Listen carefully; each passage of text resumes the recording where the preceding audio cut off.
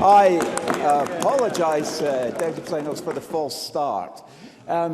Members will be aware of the shock, worry and frustration in the Grangemouth area following November's announcement on the future of Grangemouth Refinery.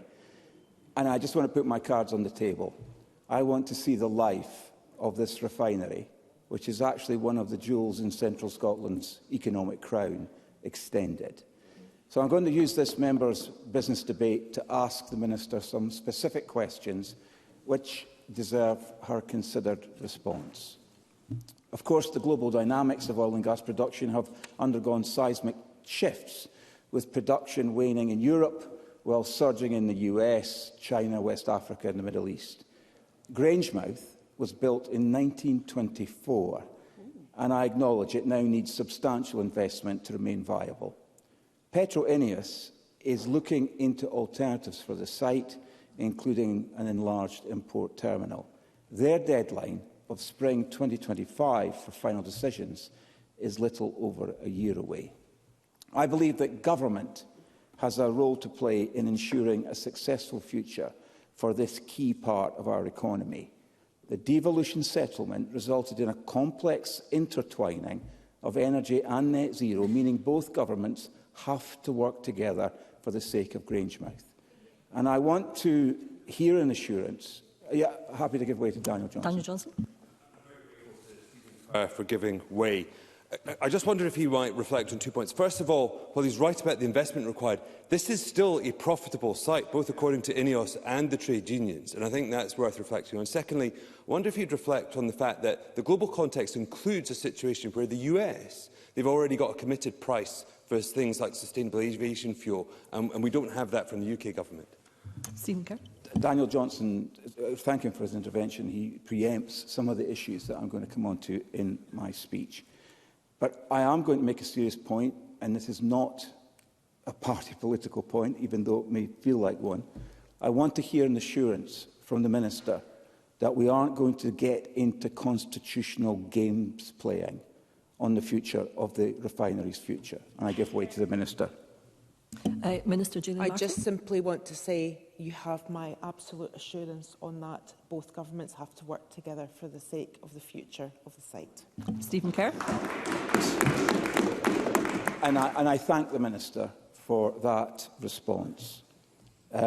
Both governments must set aside whatever differences there are and embark on the task of crafting a comprehensive strategy which addresses two pivotal aspects. One is energy resilience for Scotland and the future of Grangemouth and the surrounding communities. A dialogue must be initiated. I think it may already have been initiated with PetroEnnius to unravel the true reasons behind their decision to close the refinery. Is it a joint decision involving both sides of the joint venture, or does it stem from factors beyond economic trends?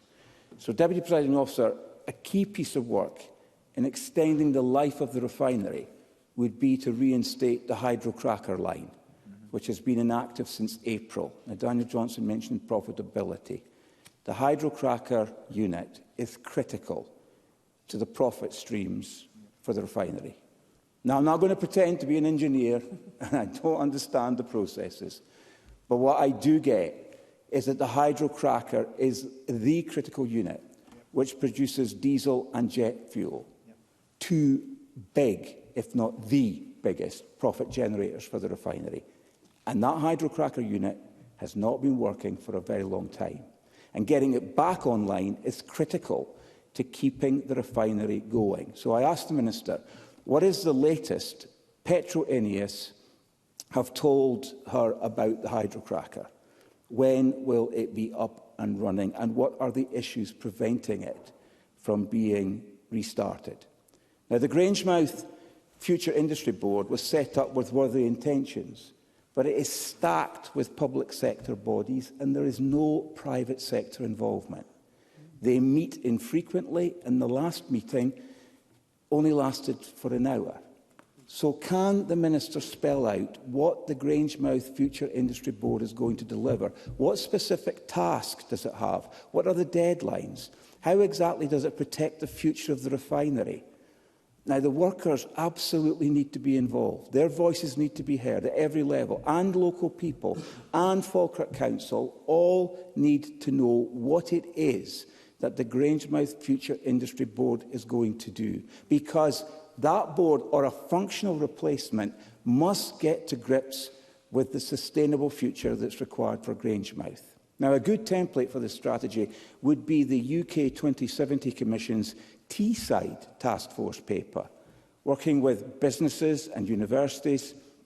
This is an example of how different bodies, public and private, can come together to address the kind of challenges that are now being faced by Grangemouth. So what discussions has the Minister had with our UK ministerial colleagues on sustainable aviation fuels and a biofuel future for Grangemouth? And a key question: what are the regulatory barriers that exist to switch to biofuels, and can the Minister reassure me that these barriers can be dealt with and won't put off potential investors?